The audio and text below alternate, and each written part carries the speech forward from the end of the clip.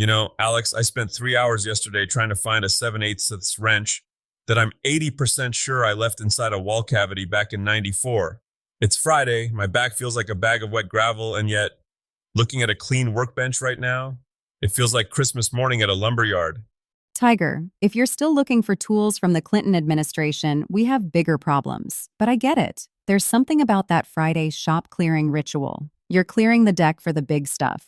And we've got some massive shifts to talk about today. Everything from printers that stop pooping plastic to Meta dropping nine-figure checks on the trades. It's a brave new world, isn't it? My first printer was a number 2 pencil and a prayer. Now we're talking about machines that swap heads like a distracted golfer. Let's start there. The tech side. Prusa just dropped this color mix shading app, and Creality is coming out with the K3 and this Clytek tool changer. For the folks listening who aren't knee-deep in resin and filament, why is nozzle swapping the thing that's getting you fired up? Okay, so usually when you want to print a little gnome with a red hat and blue pants, the printer has one nozzle. It prints the red, then it has to spit out all that red plastic into a little pile, we call it poop, until the blue comes through clean. It's slow, and it's like throwing money into a trash can made of molten plastic. It's a heartbreak every time you see that waste bucket fill up. And the tool changer? That's the game changer? Exactly. Instead of flushing the toilet, the machine just parks the whole head and grabs a fresh one that's already loaded with the next color. It's like having 5 different painters standing around a canvas instead of one guy constantly cleaning his single brush in a bucket of turpentine. Creality claims an 80% reduction in waste. In a small shop, that's the difference between a hobby that costs you money and a business that actually sticks some coins in the jar. Flushing the toilet. You really have a way with words, Tiger. But speaking of sticking coins in the jar, let's talk about the big money.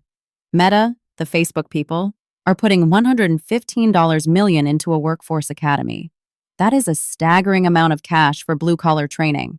It's a total sea change. For 30 years, the world told every kid that if they didn't have a bachelor's degree, they were basically destined to dig ditches. Now, Mark Zuckerberg is realizing that all those fancy AI algorithms don't mean a lick if there isn't a technician to wire the cooling system for the servers. It's interesting that they're guaranteeing jobs, too. It's not just here's a certificate, good luck. It's we need you to build our AI infrastructure.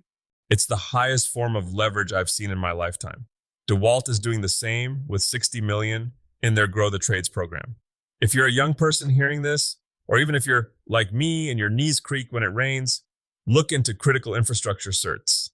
It sounds fancy, but it's basically being the person who keeps the lights on for the robots. It's recession-proof. You can't outsource a leaking data center cooling pipe to an app. Right. You're not just a handyman anymore. You're an infrastructure specialist. Different title, way better invoice. Same dirt under the fingernails, though. That's the one thing they haven't figured out how to automate yet.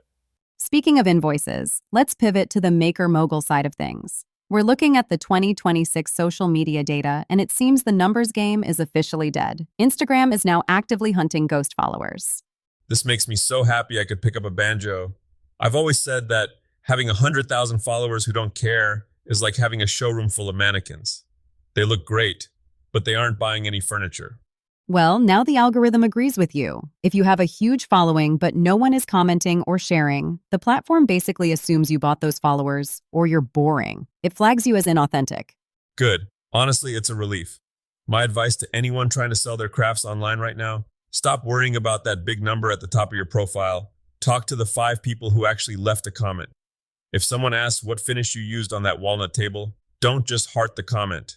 Tell them the story of how you spilled the first gallon of oil on your boots and had to start over.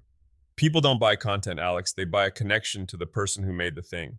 So, the strategy for 2026 is community first. Use the polls, ask the questions, and for the love of all that is holy, reply to your comments.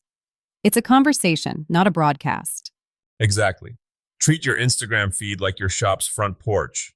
If someone walks up and says, "Nice work," you don't just stare at them until they leave. You say, "Thanks, come on in. Let me show you how I messed up the joinery on the backside." All right, Tiger, let's get into the DIY mastery section for the weekend. We've got some heavy hitters on the watch list. The Wood Whisperer is doing a trestle breakfast table, and I know you have some opinions on trestle joinery. Trestle tables are the absolute pinnacle of looks easy, will break your heart. It's all about that center stretcher. If you don't get those through tenons tight, that table is going to wobble like a newborn giraffe every time someone tries to cut a steak on it. Mark is a master, though. Watching him work is like watching a surgeon who happens to use a Japanese pull saw. And then there's the Amazon 55 list. 55 woodworking tools you can get delivered to your door. Is that a rabbit hole or a gold mine? Little bit of both. You don't need 55 new tools to be a good maker, but maybe you need one or two. There's a $15 specialized square on that list that I swear by.